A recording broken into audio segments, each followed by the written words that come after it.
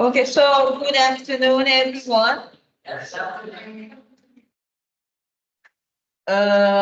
Can everyone hear me online as well? Yes? Okay. So let me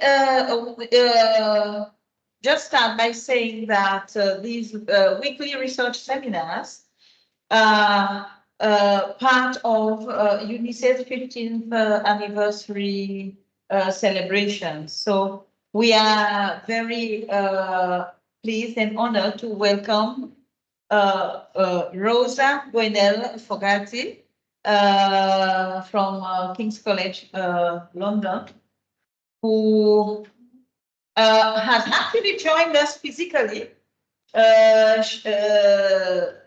this week and last week. She came as part of a delegation, two women delegation to Seychelles.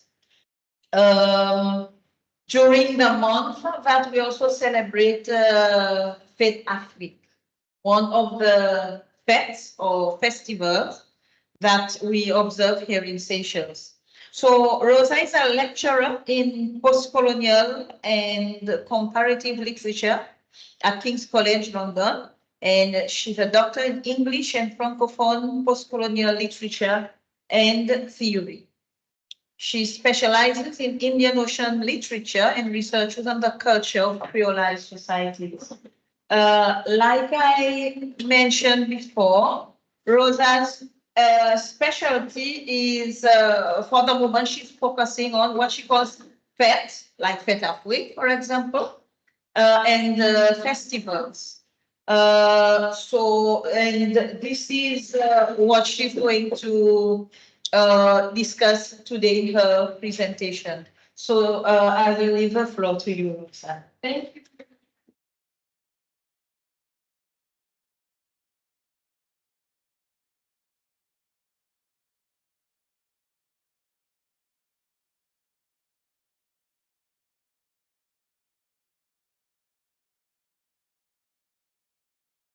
Yeah.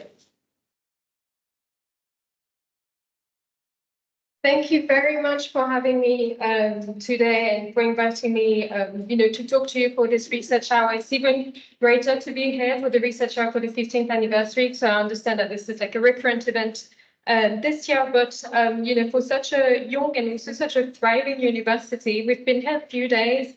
And already, like, we've seen so many people having meetings with, Korea, Kenya, and like there's really a sense of, Seychelles looking outwards and a lot of things happening here. So, I'm very happy to, be part of that in a small way, but anyway, in a way. I want to thank, in particular, so the people that hosted us today. I know that this is also something that you do very well here. I've noticed Anania's lecture, how you will, give everyone thank you. So I'll try to do my best. But I know that there's loads of people that, participated behind the scene in facilitating Anania's and I, trip. So I would like to thank Madame Joëlle Perrault, so the Vice Chancellor, the two deans. We had also a wonderful meeting with you, so Dr. Justin Denis and Michael Hall and Dr. Michael Hall. And obviously, I would like to thank very much Dr. Panda Chope, who really, really was instrumental in helping us coming here and, in starting this collaboration. And it's just fantastic that we have, that we've had her with us, in this new kind of theoretical research and, empirical adventure that we're on here. So what I'm trying to do today is to give you just a sense of my research trajectory so that it will help you hopefully understand kind of how did I get to think about festivals in the Indian Ocean and why that might be important, and also the theoretical framework that I mobilized to think about these different ideas. So I think I'll start by talking a bit about my PhD, and then I move on and think about some of the keywords that I put in this title and why they're important, etc. So I do that. Yeah, so I come from a literary background, as Benda has said. And so when I began my PhD research, I was very much interested in looking at the literature of the Indian islands.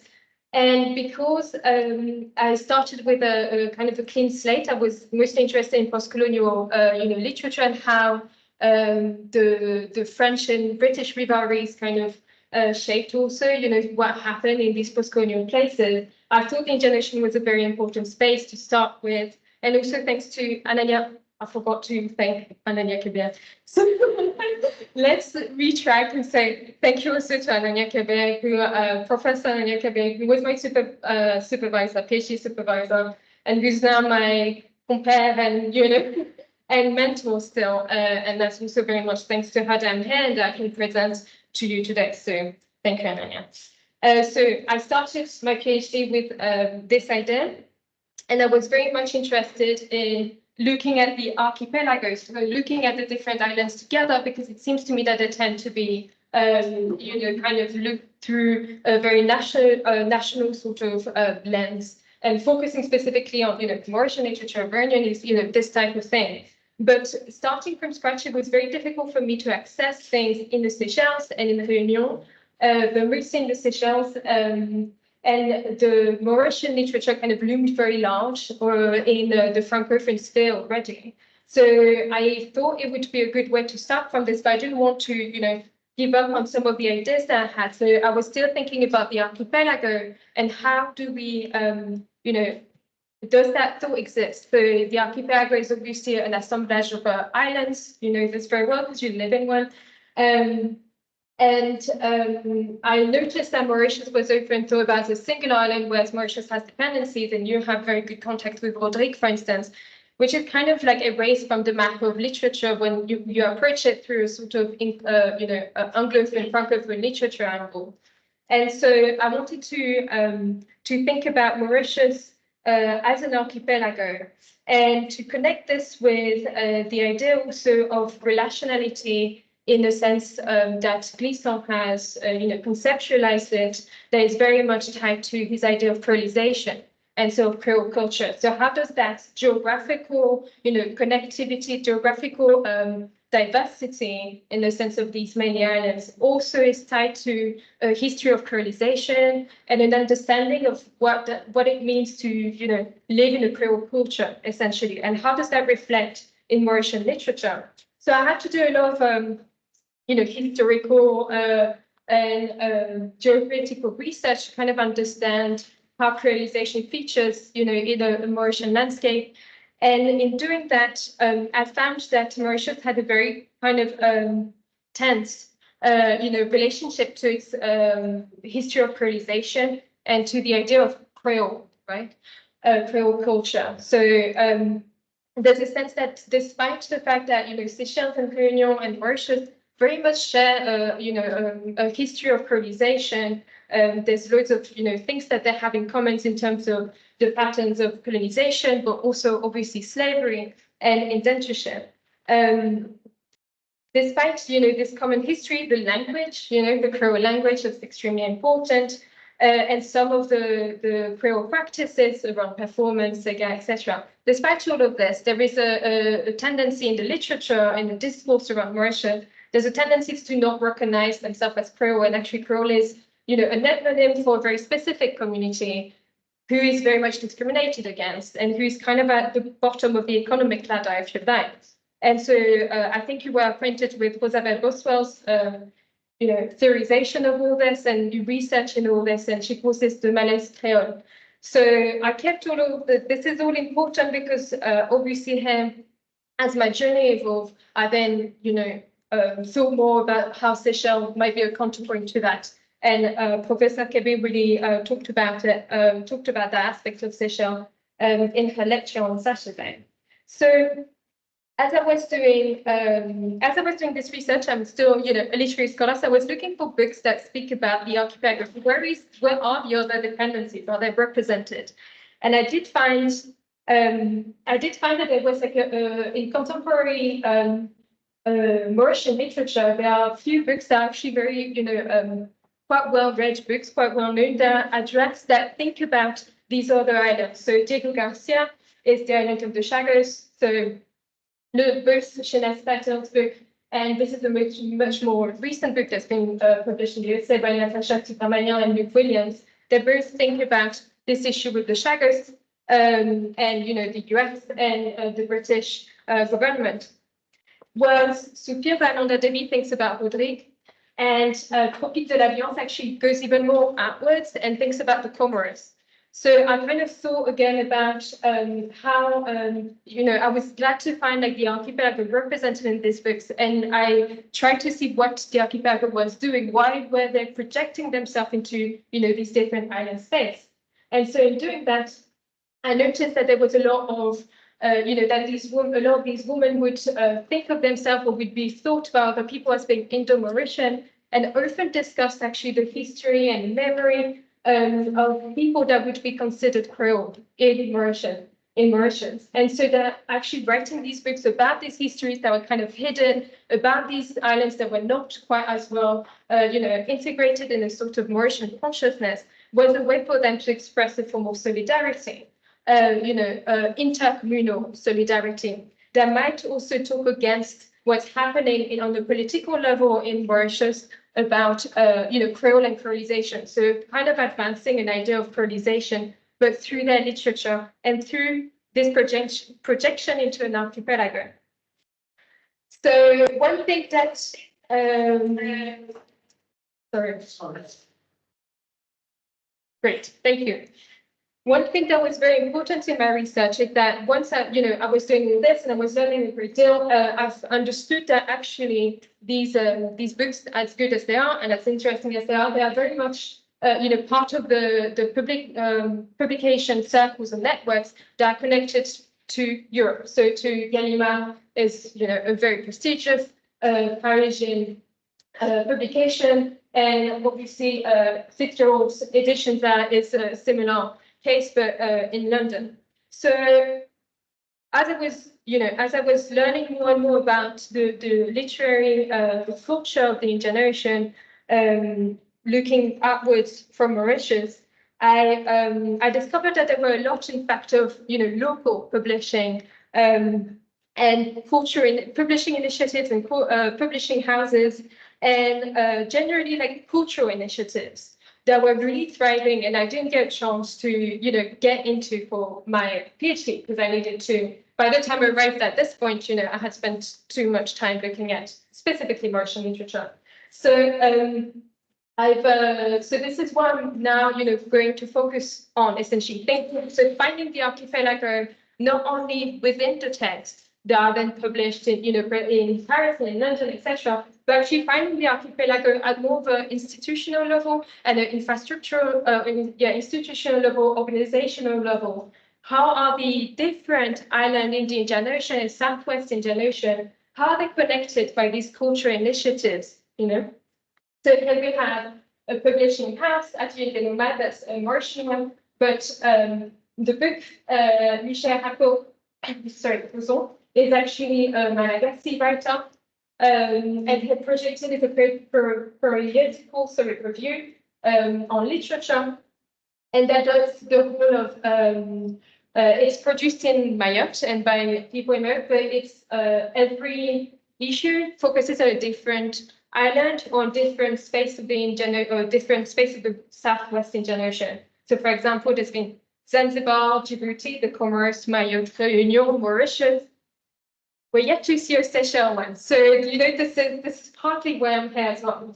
And the last one is the Indian Ocean Commission that I'm sure you're very well aware of, and this Océanie. So there's also I've started to see that there were loads of literary prizes.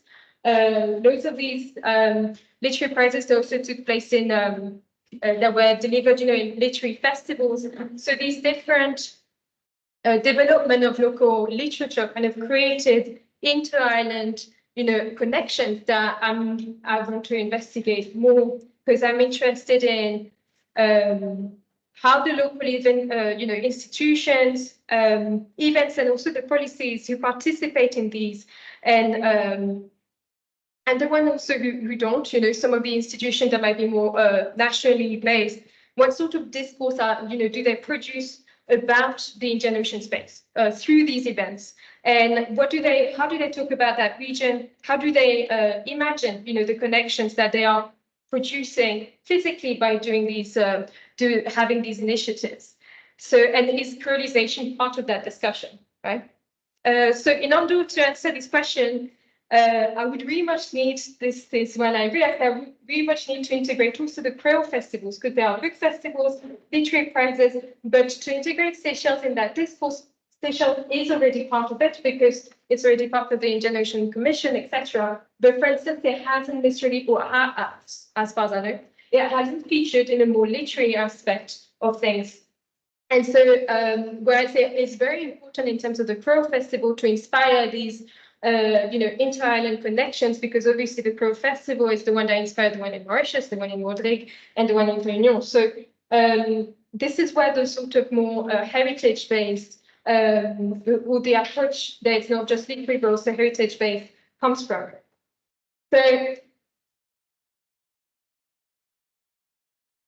So yeah, so I've decided to focus on Creole festivals, book festivals, literary prizes, and using that materialist approach that I was kind of describing to you when I was thinking about institutions, right? So instead of just thinking of the text, what's the context of the text? What's the political, the economic context of production, essentially, using information from fieldwork. So that I kind of started here, although only scratching the surface, I have to say. But meetings, so the idea is to meet with cultural actors and practitioners, meeting with people working in these organizations, and obviously attending these events and see what happens there. So just to give you a sense of, what I mean by materialist approach. So materialist criticism is a bright umbrella term for forms of criticism which share a concern with the mode of production of the object under scrutiny, with analysis of the socio-historical relationship between the objects. So in this case, the object is going to be either like the performance produced at a festival, or the book, that's winning an award, or that's circulating also in a festival. It's a moment of production, it's a moment of reception, and a reliance on the material or concrete substance and effects of its existence. So thinking about, the economic aspects also that are very important. So in practice, materialist criticism offers an account of how works of art make their meaning in relation to the basic economic condition of their creation on one hand, and on the historical ideological struggles surrounding the work on the other. So far I was thinking a bit more about the historical ideological struggles, and now I want also to add this, economic condition of that creation, how, the relationship between audience and creator as well, the need and the demand, etc. So using a materialist approach also means thinking a little bit, because thinking about the economy is also thinking a bit about, class, and how having a bit of a sociological approach to literature. So using Pierre Bourdieu, for instance, and thinking about how certain prestige is being created, through the organization of these events. It's a way to celebrate and also to, produce a sort of symbolic capital that's attached also, that's, attached to the prize that you receive, or, to being part of a festival, etc. The acknowledgement that you're receiving, and the fact of being seen in that space gives you prestige, right? And that's a very important, capital in the world of culture, because in the world of humanities and culture, there isn't a lot of economic capital going around. So yeah, this is kind of like the critical vocabulary that's part of this thinking that I want to, integrate.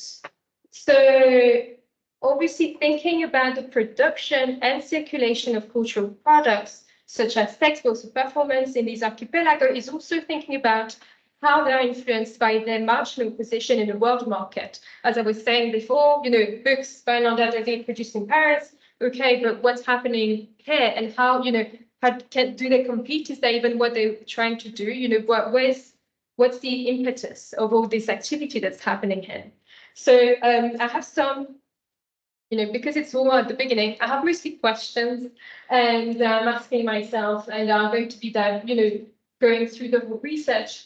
So how globalization in its newest neoliberal and digital form influences local cultural production and formation of inter-archipelagic initiatives. So, how is the productions that we're receiving from everywhere is kind of impacting what's happening here, whether or not it is. And how do these festivals serve to promote local culture and talents to compete with exported, readily available via their platforms cultural products from major international producers of literature, music, and films, right? So there's an idea of like, how can we see an influence? Can we see cultural practices changing? Because aesthetic choices and references are changing with, being exposed to more content from different parts of the world, for instance. Then also, how does that actually, is it something that actually help also promote what's happening here? Is it harnessed in a way that's empowering as well? So it's particularly interesting to do that research here, I think, because of creolisation and of Seychelles' relationship to its own, Creole culture. Creole culture has a very interesting relationship to globalization. So the mercantile globalization of European expansion is there, and is the birth of Creole society.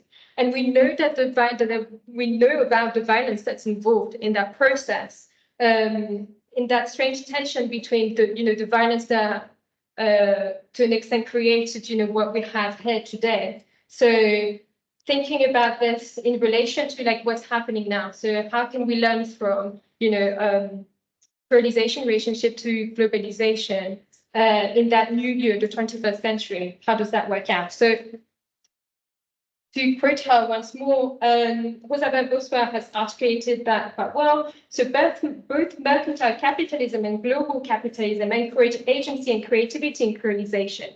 However, the smaller scale, slower pace, lower proliferation, the more tightly controlled spread of mercantile capitalism localized the process. Today, heritage and identity are metacultural products influenced by vast transnational flows in globally controlled environment. One thing that has not changed is that creolization then and now involves complex processes of internal restructuring, inventiveness, and reflexivity. So how are we going to see that at work, in the festivals that are, and in the different, cultural initiatives that I would like to think about. So some more questions attached to, this particular question of globalization and creolization. So globalization has a worldwide impact. It happens, we're all thinking about this. Even the Americans that were kind of like, we were worrying about them because now they're thinking, oh, South Korea has a lot of, the same sort of, there's a lot of, how do you say that? Yeah, impact and influence on the youth culture, for instance. So it's a worldwide impact, but during generation, societies with creolized cultures have a better way of understanding, adapting, and dealing with it because of that, history of creolization. And could globalization be a form of recreolization of culture? So this idea of empowerment, can we think about this? It might be the opposite. We're worrying about the opposite, but I suppose it's interesting to think about whether or not there might be something here that's positive that come out of this. And how do we identify what that positive thing could be? So, yes, so I would say a tiny bit, okay, I'm good for time. I can slow down a bit. So the three, as I said, the three cultural initiatives that I would like to focus on in my research are pro festivals, book festivals, and literary prizes. However, today I'm just going to talk because we come here, we came here under Fête Afrique, so I thought it'd be more interesting to focus just on these aspects. And so I'd say a little bit more about what I've found so far. As I said, this is the beginning. So, and also, I'm here in front of you. You've been to the Creole Festival and I haven't. So I'm here kind of in a humble position, also very curious to hear what you think about these issues that I think are extremely interesting. So I'm more going to talk about this in terms of like, what are the different, what are the overarching questions that we can address? And what are people thinking about when they're thinking about these issues worldwide? And how might this apply specifically to, here? So festivals are public events that celebrate the lived experience by representing it, right? So festivals identify and preserve these experiencing by signaling, their importance and also institutionalizing their importance as well. So especially when these festivals are, repeated. But they're also always a temporary, ephemerate that happen and they go, their performances. They happen within a bonded, time-bonded celebration. And they're also often linked to ideas of memorialization. Okay, so remembering the past, a form of celebration not only of the lived present, but also of something that perhaps is already gone. That's the interesting tension with, the idea of the festivity and the festival specifically. So there's been some research done on festivals, and by here I have David Pica and Mike Robinson, but there's others, and there's a general understanding that festivals are on the increase. Okay, there's more and more festivals, and one of the explanation that people in the last 2 decades, festivals are increasing. And one of the explanations that David Pica and Mike Robinson have, come up with is this, the relationship with globalisation again. So the explanation for the recent proliferation of festivals is complex, but in part relates to a response from communities seeking to reassert their identities in the face of a feeling of cultural dislocation brought about by rapid structural change, social mobility, and globalization process. At the same time, the growth in the number of festivals also reflects the feeling of crisis in situations where recognized systems of symbolic continuity are challenged by realities of new social, economic, and political environment. So this idea that perhaps the festival actually registers and is registering and recording and capturing something that's going, right? And it's here to maintain, perhaps a heritage that it feels like it's, slipping between our hands and between our fingers.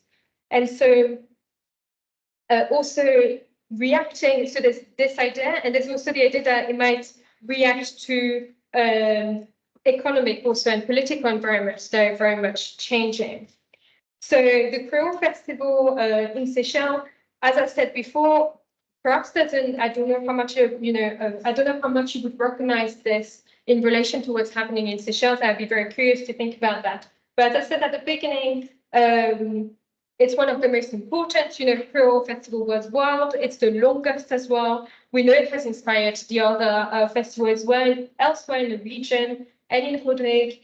And so they celebrate that Creole heritage, and it's for, the community, but also for the recognition of that community worldwide, right? Seychelles is very active. I was, very intrigued and impressed by that. Seychelles is very active in getting recognition from international, institutions such as UNESCO. I've seen that you have a huge program with UNESCO, and obviously UNESCO is one of the key players in, in the promoting humanity worldwide, promoting culture worldwide. But it's also a key player in the economy of prestige. So getting that, getting that recognition from UNESCO is also getting an acknowledgement that gives prestige to whichever, cultural product you've decided, or cultural practice you've decided to put forth as a, as a universal heritage or world heritage. So, so the intangible heritage also allows for often forgotten, sorry, not right page, 4, 5, okay, often overlooked and sometimes even stigmatized, cultural practices to have, that's to have that prestige, to have that recognition. That's also universal worldwide recognition. And so we know here that it's particularly important, and you've been very active in doing that, because of the relationship between Creole culture and slavery, and the attachment, the sometimes stigmatizing effect that history has on the Creole culture, on the fact that perhaps it's less studied than other cultures, etc. So it's particularly important, and I think you've recognized this, it's particularly important to do that here. So this is where I think, this worldwide kind of like a upward-looking idea of the University of Seychelles kind of also speak to that desire to be, recognized internationally and to work against, a history that has worked against the people here. So the rise in UNESCO intangible heritage also corresponds, such as like festivals, also corresponds to a certain anxiety over globalization. So that's also what the research says about, this. At the same time as you have a rise in, festivals and cultural festivals, you have a rise in, application for this intangible heritage. Obviously, it's also because of the history of UNESCO that was just monuments first and then only, intangible heritage. But there's this, rise of wanting to be, wanting to record things and wanting things to be acknowledged, things that weren't up until now. So, sorry, I finally arrived at this point. So, by the late 1990s, much more than national pride or cultural diplomacy was at stake in reference to the work that UNESCO was doing. For questions of cultural preservation had become globally salient as a result of growing disquiet over the impacts of globalization and the widespread belief that cultures were now being corroded far more strongly than they ever had been before and than they ever had been in the past. Good traditional values, practices, and forms of knowledge survive the onslaught of a global mass culture. These anxieties developed a certain momentum, and a tide of opinion began to grow in favor of a new system of protection, recognition for heritage in its material forms, right? So the idea of the intangible heritage is also attached to this, fear around it disappearing. So immaterial forms of heritage are also bonded to materiality, right? And the preservation and celebration of them is also tied to globalization by way of tourism. And I think that's particularly important to think about this material aspect of the immaterial, of the intangible in the Indian Ocean archipelagos, where tourism is a key driver, a key economic driver. And how can we think about heritage preservation and environmental preservation together as well? So we are in a space where we have a lot of tourism that we know is also impacting the environment. We obviously have the climate crisis going on. And so all of the key issues are kind of concentrating, the key issues about, of the next few decades, I suppose, are concentrating in, I see them as concentrating in this space, and in this articulation of thinking about how do we preserve culture and how do we preserve culture in a way that's also preserving the environment and how these two are interlinked. And it's important to think about that with a materialist approach, because obviously of the importance of the tourism economy here, but generally the fact that well, people need to live, right? We need culture doesn't happen in a vacuum, right? We need institutions behind us, we need funds behind us for things to take place. So Seychelles, Seychelles is a very important place to think through these questions. As much work is being done here about this already, and yes, we have many discussions that kind of reflect that. I've written this before coming here, now I'm even more convinced that a lot of things are happening here, and that's a very key place. So there's a few more questions that, no, sorry, I'll move on to something else. I've already, there's a few more questions. I haven't finished on this, that the project kind of articulates around these, these issues that I've highlighted here, about heritage, festivals, globalization. So can creolisation, with its particular relationship to globalization, help us articulate a more peaceful and sustainable relationship between preservation and transformation of cultural heritage? So what forms of Creoleness are being articulated by Creole festivals, for instance? Are they different from another? And what, are they different from one another between the different islands? And where do they sit in the spectrum of preservation and innovation, right? If it's a spectrum, I'm sure that perhaps a better analogy would work here.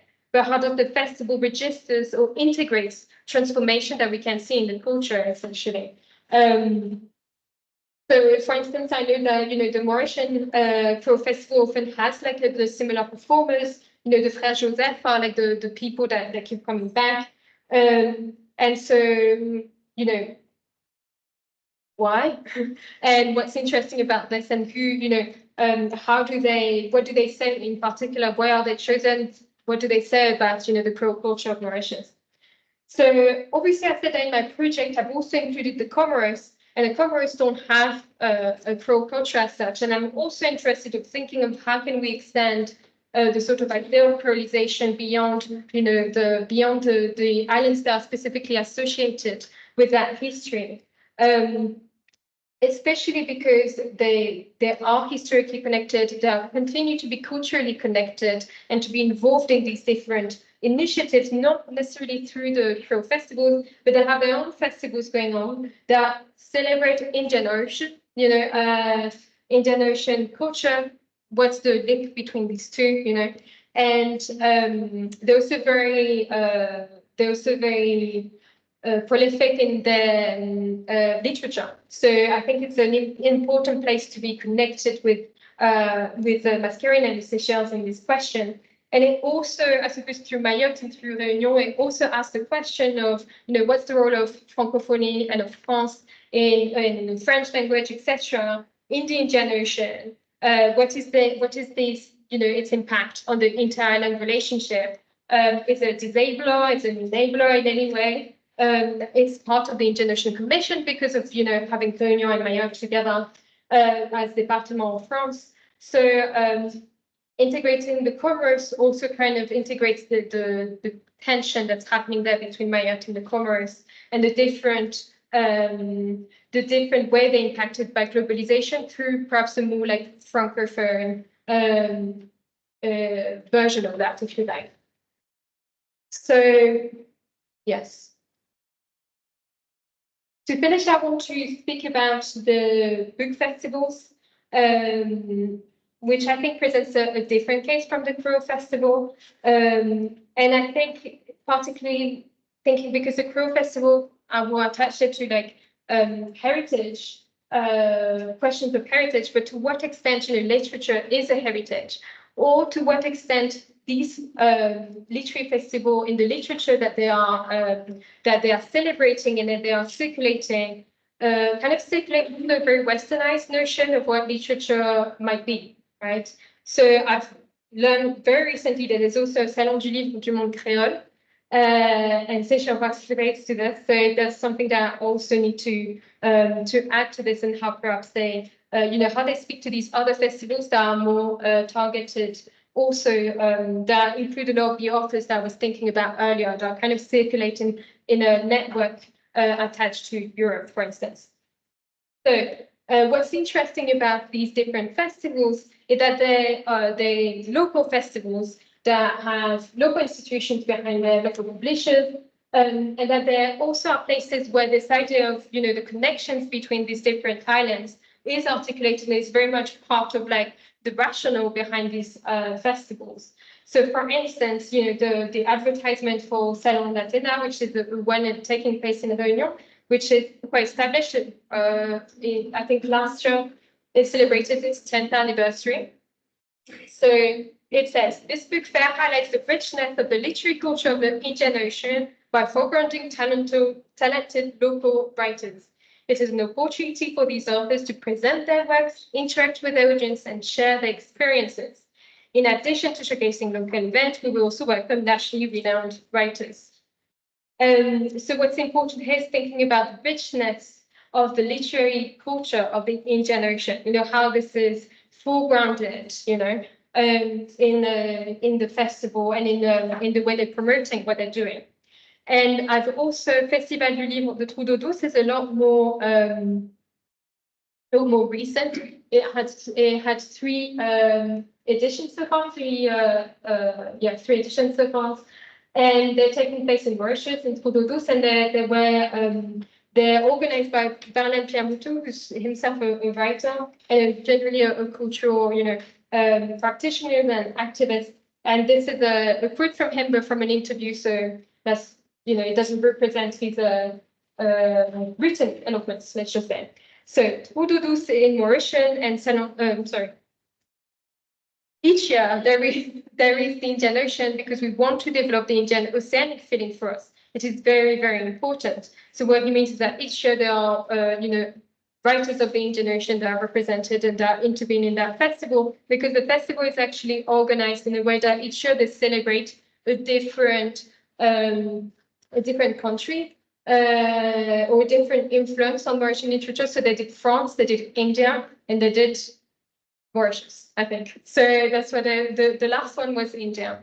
And again, it's kind of, it's showing the way Mauritius has a tendency of like thinking about its own pluralization and, through history by kind of dividing all of these different great influences that participate in pluralization.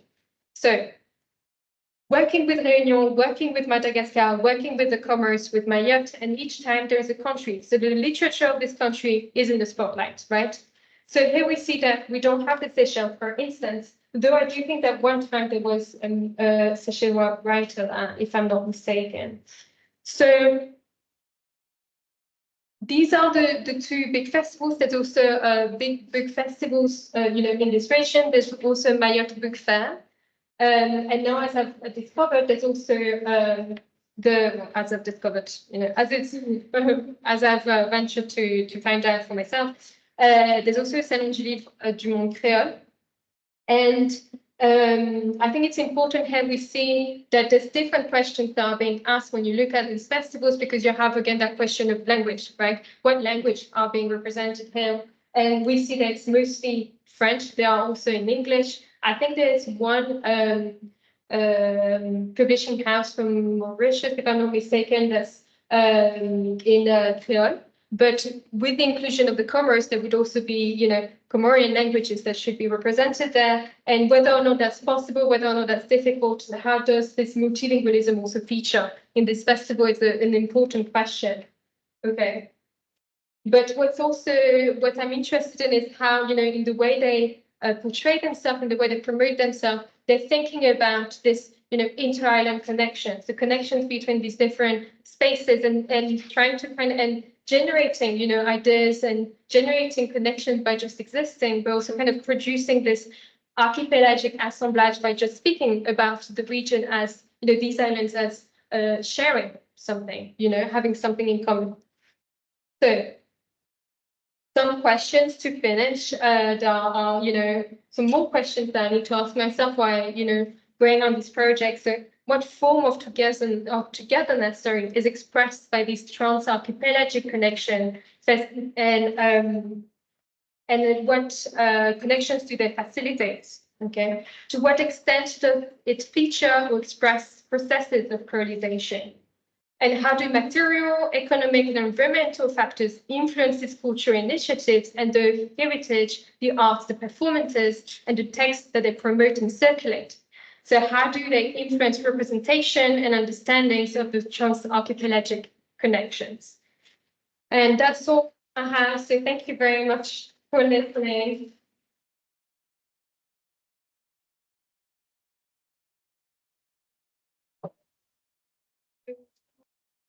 Questions now from the audience, both the physical audience and the audience online.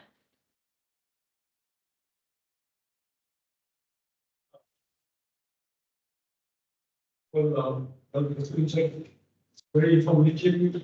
Creole is kind of a soft part of Seychelles, right? Mm. So there are two other islands like the Maldives and Sri Lanka. In Sri Lanka, the language is same as the derivative of Sanskrit. The Tibetan is a derivative of Sanskrit. But also some parts of Mauritius, where Hindi influence has come. It's also involved in its sense. Yeah. So it's we always kind of reflecting towards the emotion and surrounding by that it's a multiplicity of sort of publicly. So connecting these two important language traits, one is Creole, one is Sanskrit. What are your thoughts? Well, I think that's part of sometimes the difficulty actually in having these relationships, right? In having these relationships articulated around specifically literature, because literature is so reliant on language. And so if it's not a shared, if it's not a shared language or a language that can be understood, quite widely, then, it might not be something that everyone can participate in the same, that all islands could, come together around a text that actually is written, in that language. The translation plays a very big role, and the translation, between, global south languages is more rare than between, global north and global south languages in that way. And so this is why French plays a kind of an intriguing and strange role in the book festivals and in the literature, generally like the periodical reviews, etc., in actually galvanizing the people to work together around literature specifically. So I think when we think about literature, there's always that question. When we think about performance, then it can be something, then it can be a whole different conversation essentially, because you don't need necessarily that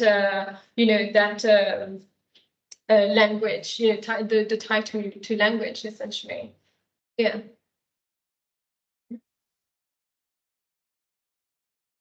Actually, I wanted to quickly also give a response to that very interesting question, if I may. Because I don't want to deflect from the other conversations, but then go back to your talk, and that would be another trajectory. But I think it's a very interesting perspective to give us, to remind us that there are all these other island configurations where Seychelles is in place.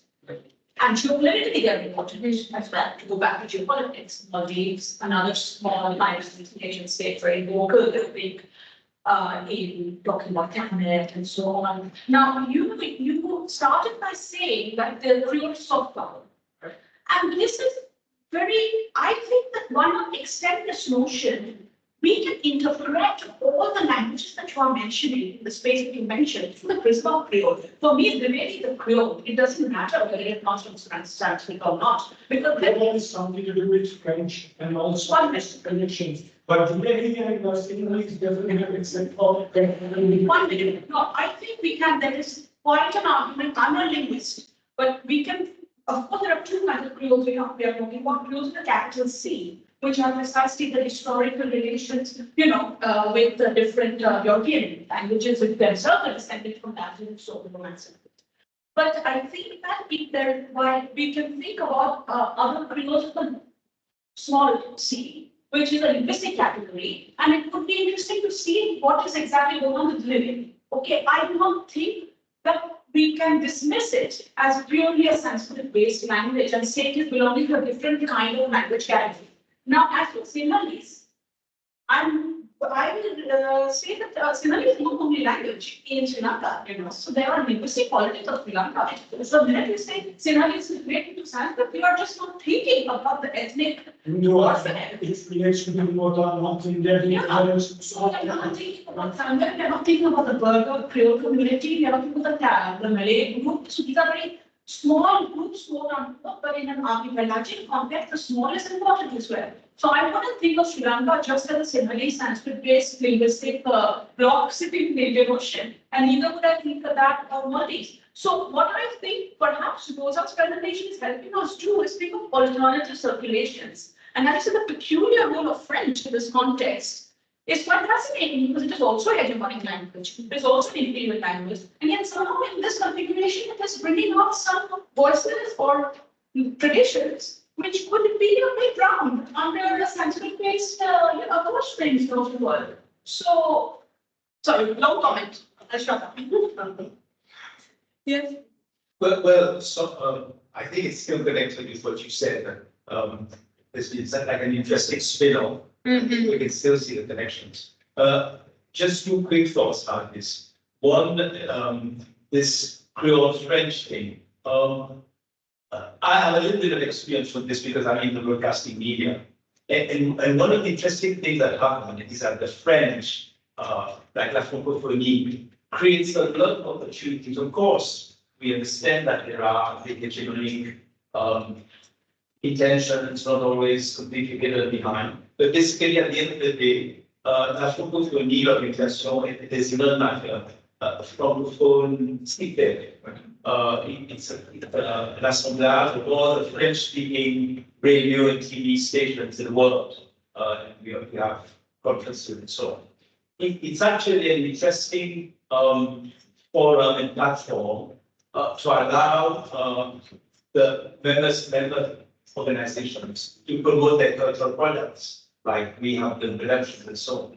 But for Seychelles, it's actually a problem because French is a minority language. And there are very few people, but everybody I think understands French, but it's a very small minority of people who speak it very fluently. So we have tremendous problems taking part in these forums. We see the opportunity, we are told, bring your films, bring your documentaries, we will just on French TV for you, and Seychelles will become known. But then amongst ourselves, we say, but qui va traduire, who's the translator, who will do it? So, and I see this happening in the books as well. There are not many, but there are some Seychelles writers who have written in English, so it's easier, apart from Creole, of course, when people want to sort of perhaps reach out to the wider world, they use English and not French. But then when you have all these bureaus in like Réunion and in Mauritius and so on, it's mostly francophone. Yeah.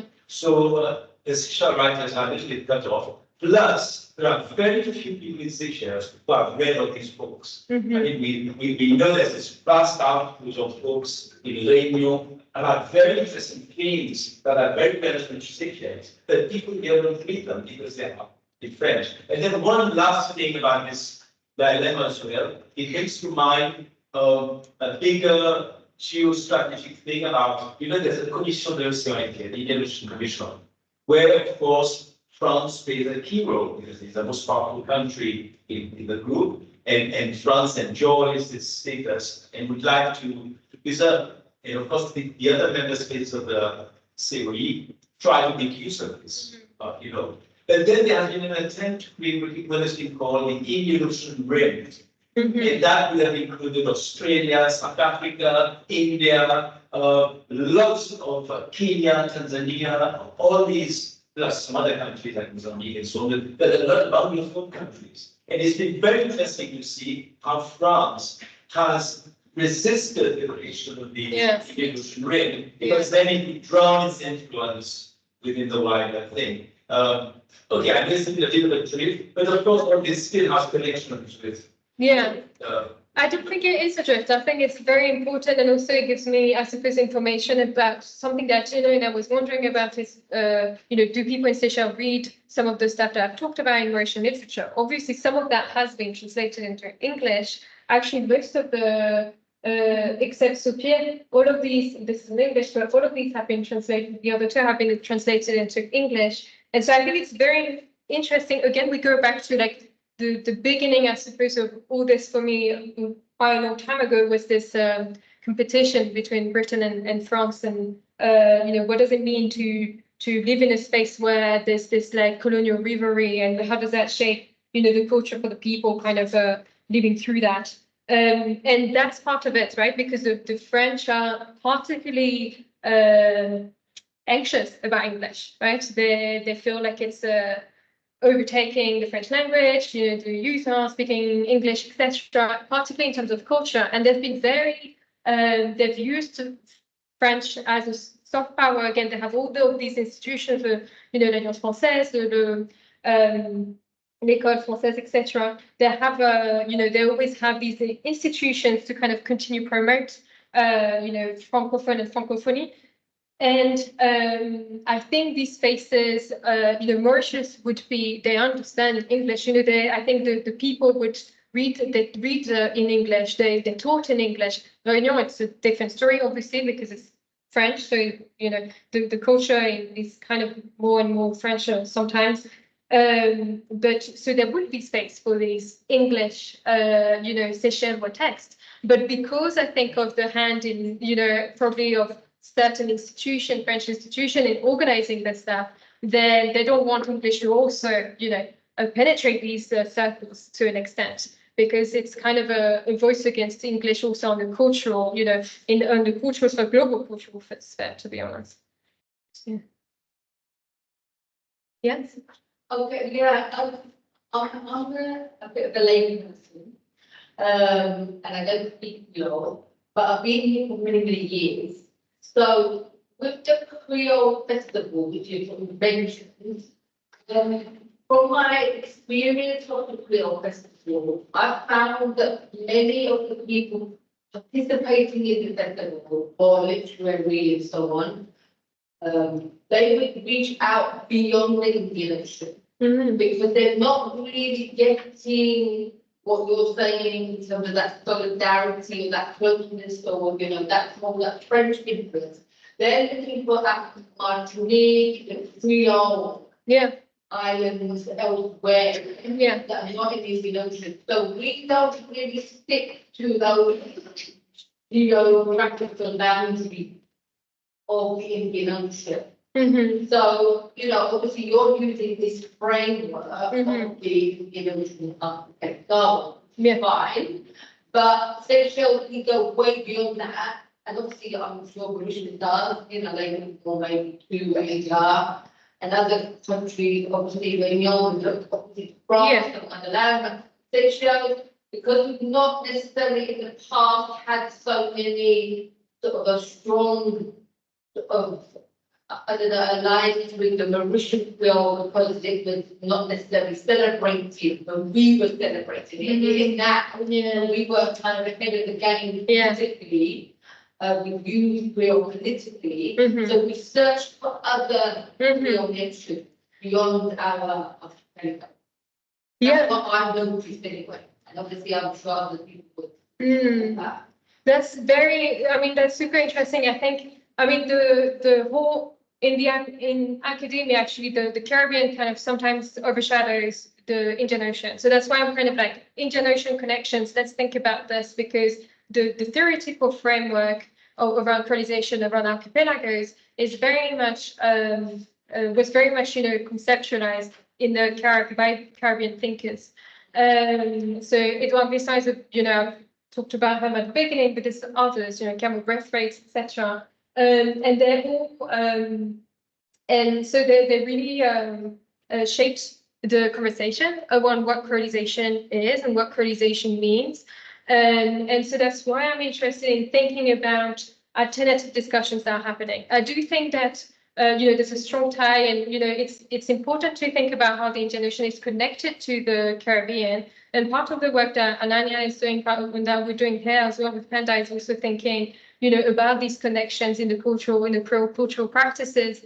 The differences, the commonalities, of the Creole world, and we could extend it to the Pacific probably, right? There's there's this desire to look more globally, but I suppose I'm interested in how colonization changes in the Indian Ocean, how it's not exactly, how it doesn't correspond exactly to what's happening in the Caribbean, notably because of the connection, the connections that existed before, Seychelles and the Réunion and Mauritius were actually colonized. So the space that was really like not European, that was very much like a huge network between India and Africa, etc. And also, the place of India in this, or Asia more generally in this discussion, because there's also the Chinese immigrants, etc. and other people, I'm sure, that are shaping the way colonization, or that have shaped the way colonization is happening here. So I'm interested in that, and I'm interested in foregrounding, the Creole culture of the Indian Ocean. And I think maybe it's more discrete. I do think these connections are happening, but part of my part of the whole thinking is like, okay, part of the beginning is there inter-island connections, and how do they manifest themselves? And so my first question is there? And so I found these things, the professor, etc. I'm sure I'll find more. I've already found more just being here, talking to people. And I'm sure I'll find more complexity also in what's happening in these. And I think it's interesting to think about how the Caribbean features in the Creole Festival in particular. Yeah. Thank you so much. Thank you. Yeah, I just want to say, sorry, I don't know. No. But obviously, it's changing so rapidly, you mentioned with digitalisation. So the youth, Seychelles connected globally, more and more than even in the past. So, the shift they say over to Asia and a lot of young Asian Seychelles, Indian origin Seychelles would have maybe opened up to a stronger tie to the Asian rather than even our French history. Yeah. Which is more sort of white colonial, that's now more, the Asian side. So our sense of ourselves, in terms of our Creole identity, is going to be changing rapidly. Yeah. So what you're looking at in some of the written texts, is brilliant. But obviously Creole changes so rapidly. And a lot of the sort of newer, modern iterations of Creole are kind of captured elsewhere, maybe like in online. Yeah. So I mean, obviously you've got to start somewhere. So you can't take on everything. But yeah, maybe that sort of shift towards how Seychelles is changing as well to Asia. Yeah, it's not something that I don't know whether necessarily talked about in locally. I mean, I'll just answer that, and then Macron has a question. But I feel I've spent 6 days here, but I feel like actually this is something that's really to everyone that we've talked about. There's always the idea of like the children, how what are the children doing now? What do we teach them? How can we, preserve certain tradition? How can we, speak to them to embrace certain aspects of, the Creole tradition? And I think I'm exploring this. I'm yet to find an equivalent in Seychelles, in each of the islands. But for instance, in Réunion, there's this Maya Kamati singer who's using all of the sort of aesthetics of like YouTube, etc., of Instagram, and for producing like music that's based on Bernini's I'm gonna say Mucha, but I'm not. Sorry, Malo. Yes, thank you. Malo, yeah, yes, and so I'm exploring that as well. I want to find, and she's circulating in different type of festivals, but she's going to Brazil, she's going to France, she's going to India, she's going to Mauritius. So she's obviously popular, and she's found a way. That's why I'm thinking: is there ways to empower? Is there ways in which things are being recreolized by, having been exposed to certain, way culture is produced and also consumed in other places. Michael, do you want to? Yeah, sorry. No. As well. First of all, thank you for really nice and interesting studies as well. I used to teach a module a few years ago called the content language integrated learning. The focus was also English. I understand here in Seychelles, that was some time ago, there was strategic moves in the education sector to teach certain subjects in English rather than Creole. So, what I did find is that there's an obsession to teach English as a target to teach a subject in English in order to enhance the quality of English. English has become the most prominent language spoken across the world as well. I think what's happening here, what Registrar was mentioned, is that despite structural changes, social mobility, globalisation, Creole is going to grow. Its own identity. And by using things like festivals, and it goes back there to the point I've been saying for almost a year, about the lines between curriculum areas are now becoming fuzzy. We're moving into regions areas by using this is one perfect example of that. My question is, what's next? Where do we go from here, from where we are in terms of developing and formalising the languages, the culture, and I quite like it. Your analogy of capital K and small K, because it distinguishes them the different sides of Creole. In your opinion, what do you think is next? Well, I think I think there's already a lot of things happening that we're not necessarily aware, or that we don't necessarily completely, that we haven't recorded or understood fully. I think, the future, like we don't plan the future, right? It just, people just, produce culture, produce books, poetry, and, and music videos and all that stuff. And then we can, and then what's important is to identify them, find them, celebrate them, and see how they can, continue to kind of generate interest in Creole and in gathering things. I think it's also a question of dealing. What's next is also we always feel like the young people are doing something wrong. That like we always think they should, the youth is going to blah because they're watching, I don't know, they're doing video games. So, there's always something that makes us anxious about them. And I think we need to check what they're doing right. And, try to see if we can get some inspiration. That's why I was very happy to see, Maya Kamati, for instance, from that Yoruba, because she's very much targeting, youth culture to a certain extent. And so it's what's next is also how do we deal with our own anxiety of seeing things changing, right? How do we learn from, what we know already about creolization, about Creole culture, in order to adapt to, the changes that are happening in our societies? Is there lessons that we can, take from this?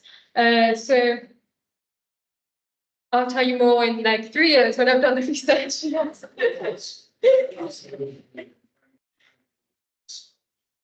Thank you. Well, that's very nice. Great. Thank you. That's very kind. Okay, so no more questions.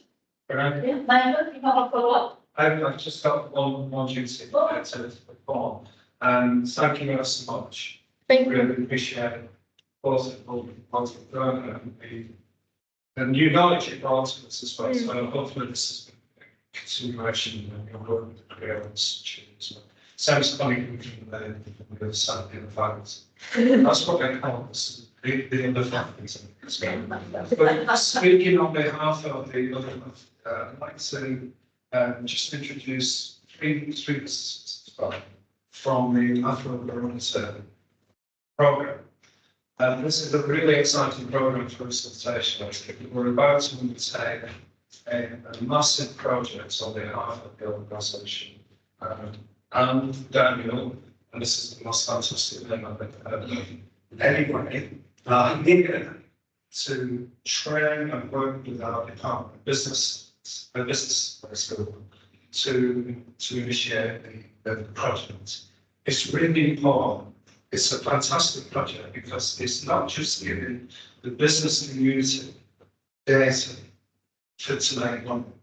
It's an enriched survey which is going to help everyone. So without further ado, I'm going to ask about the government department. Anyway, just to say a few words, but it is a massive welcome from all of us with Seychelles audience. So I hope we didn't get to questions. You've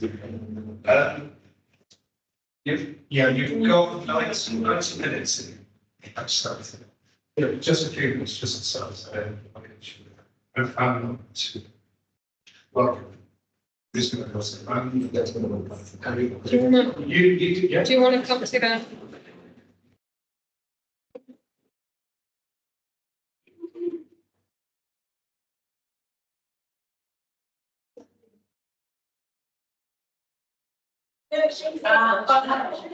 Michael, just before you start, we just like to thank Rosa and wrap up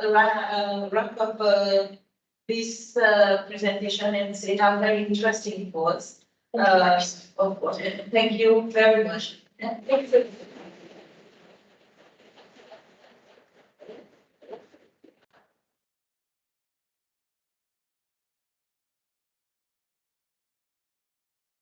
I think we might just start because we don't have a lot of time. Thank you, everyone. We're so excited to be here in Seychelles and thank you for the warm welcome. My name is Anyway Chingwete. I work for the Afrobarometer and the Epidemic Surveys. I'm here with my colleagues. Good afternoon. Yeah, my name is Daniel Berry. I also work with the Afrobarometer Communications Coordinator for Eastern Africa. Thank you. Yes, and good afternoon. My name is Anne Mokelo. I work for Afrobarometer as the Assistant Project Manager for the East African region. I'm based at the University of Nairobi's Institute for Development Studies. Happy to be here in Seychelles for the first time. Thank you so much. So we had prepared a presentation, but since we don't have a lot of time, we really wanted to just have some conversation and also share what Afrobarometer is all about. So quickly, we just introduce what the project is and what we are doing and where we are coming from. So we basically an African-led institution. We conduct data on the aspirations, evaluations of citizens on broadly democracy and governance issues. The Afrobarometer has been in existence since 1999. And by that time, we are operating in 4 countries. We have since expanded to like 42 African countries. So I mean, the whole issue of collecting data, we collect data and be able to share with the wide range of stakeholders, and the whole issue is to give the goal basically is to be able to influence policy. We collect information and share it widely with different stakeholders, the academia, civil society organizations, government, policymakers as well, in every country where we have a presence. So we basically operating now in about 42 countries. 1999, that's when we actually launched the Afrobarometer survey, and largely we were in Southern African countries, 4 countries. We have since expanded. So you see the map here. The only country where we don't have a presence are these ones that are which is not shared yet. So we are not in Libya, we're not in Chad, we are not in Central African Republic, South Sudan, DRC, Djibouti. Yeah, but largely most of the countries actually we have actually penetrated. We represent, like, we covered about already 75% of African countries. Our survey, basically, they are nationally representative. The whole issue is to make sure that every person has a chance of participating in our survey. So in every country where we are operating, we ask citizens questions in the language of their respondents' choice. We have the same questionnaire that is being used in all our countries, and that allows us to be able to compare findings across the different countries. And we do survey repeatedly, like after every 2 years, as a way to have an overtime or time series data. Our sample size is basically 1,200 in countries that have smaller population, like your Seychelles, Eswatini, Lesotho, that's, countries like that. But in larger countries where we have also population are larger, we use a 2,400. And these are the topics that basically cover our survey. We do democracy, governance issues. We've checked this, what we call our signature topics. Since 1999, mostly we have been checking these questions, but every time we move into a different work survey, we actually ask ourselves, what are the topical, critical issues in Africa that would want also to collect data on? So we have actually collected data on these areas, COVID-19, child welfare number, and a wide number of issues. We already implemented the 10th wave, and these are the topics that we actually have covered. We've covered a number of issues for the 10th wave that we are in. I'll just leave my colleague just to highlight a few issues in Seychelles. Just to say, so Seychelles participated in the round 9 survey. So we are here now working with the University of Seychelles for the department, for the faculty, and we'll prepare now for the 10th wave with our partner here in the University of Seychelles. Thank you very much. Anyway, so as she had said, we first conducted the first survey in Seychelles in 2022, and this is just a snapshot of the findings. Okay, it's just one of the topics of the findings. There are more than 20 topics that we could have presented on, but because of time, these are the only ones that we are going to present. Let's the next one. So in round 1, which is round 9 of Afrobarometer in Seychelles in 2022, we asked the respondents the most important problem facing them as a people, and the one they want the government to address the most. And these are the results here. And you can see that the management of the economy was the first one, followed by drug abuse, addiction, and trafficking, wages, income, salaries, and the rest. The drug abuse finding was in different color because that's the focus of this part of the key finding for this one. Then we also asked them about government performance on issues that are most important to Seychelles work, and these are the findings. You can see that from the key, the ones in red are those that the government has done fairly well, okay, and those in yellow are those that the government has not really done well, fairly badly. Okay, so you can see number one, education, they've really done well, the government has done well. And our focus of these key finding, you can see drug abuse, 55% say that the government has done fairly well, but again, 13% say that, they've done badly. So if we can go to the next one, we also asked them the most effective strategy to reduce drug abuse in Seychelles. And you can see number one strategy that Seychelles was saying was intensifying efforts at reducing drug trafficking. Okay. Then we also had rehabilitating drug traffickers at 10%. We also asked them about their trust in institutions. Okay, especially vis-a-vis combating drug abuse. You can see that they have the highest trust in Seychelles Coast Guard and the least politicians. You can see. Yeah. And second, you can see the second one. We have religious leaders, then the vision of substance abuse prevention, treatment, rehabilitation, and others in that order.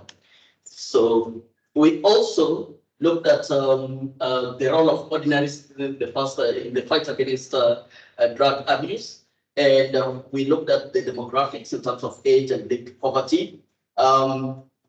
These 44% on average agree that ordinary citizens should be in a position and should fight against drug abuse.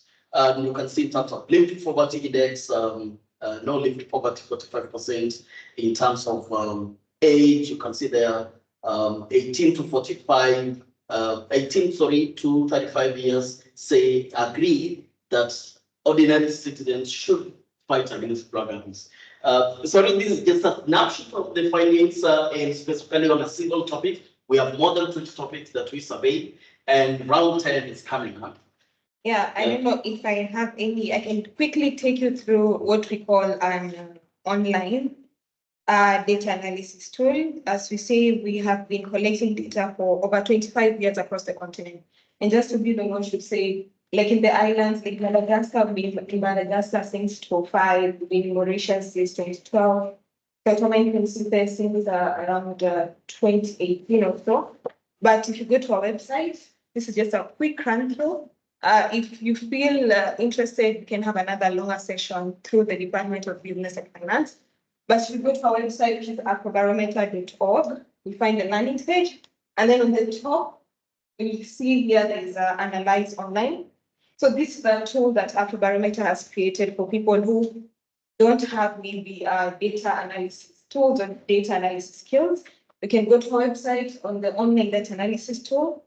As you can see, if you click round 1, you see only few countries are clickable, like only 12 countries. But when you go to round 9, now you can click many more other countries. So we quickly go to round 9, and since you're in Seychelles, you can click Seychelles, but you can also run the data across all the other countries on the continent. And then you can quickly click Analyze. So as you see, we have sort of grouped the topics, or rather the themes on the questions that we asked about. But quickly, I can take you through, do you have any suggestions for any question or any theme that you'd like us to analyze now quickly, or? Okay, fine. I can go to identity, society, and gender, intrafamilial violence. Let's see whether Seychelles think it's justified for men to use physical violence on their wives or on women. So we can see that a majority of Seychelles, which is 91.1%, actually think that it's never justified for a man to physically hit a woman. And we can cross this against variables, for example, for instance, gender. So you can see that men, 91, actually, 92%, actually more men think that it's never justified than women for, but not significantly, just 91.7% and 90.5%. And if you want, you can also cross by age. You can see across ages, you can show the graph. Many young people, around 90%, think it's never justified for a man to hit a woman, and it's quite high generally. So I just wanted to take you through this briefly, but since now we have links to the Department of Business and Finance and the university, we can have more sessions, whether online or whatnot, to see more about this. And that's it. So, and finally, okay, if I go back to our presentation, I think you didn't mention this, but in every country, we also allow the national partner or the country. Since you say we have a signature number of questions, but we allow the country to any current issues, any issues that you find are current to at the moment that we can ask on. So in round 9 in 2022, we asked questions mainly on drug abuse. That's what we presented because that's what we found was the current issues. So we were here. If you have any suggestions on any themes or questions you feel like should be asked. Actually, Creole. So, yeah. So any suggestions and also any person. Yeah. But I just need to express that I agree with my colleague Dean and from all, that this is a very important project for the Seychelles, for the university. I just feel that we need to slightly trigger my interest, and I wish that we had more time. Yeah. Because I'm thinking of what faculties, I'm not thinking only as for the interdisciplinary seminars, because we didn't have much time with someone previously. But it is something that I wish we could have time to present to all members of staff at the university. I don't know how long you will be here, but it's definitely very interesting. We also wish to include here in that we actually do this in so many universities across Africa. We present to students, to power members, we show them they actually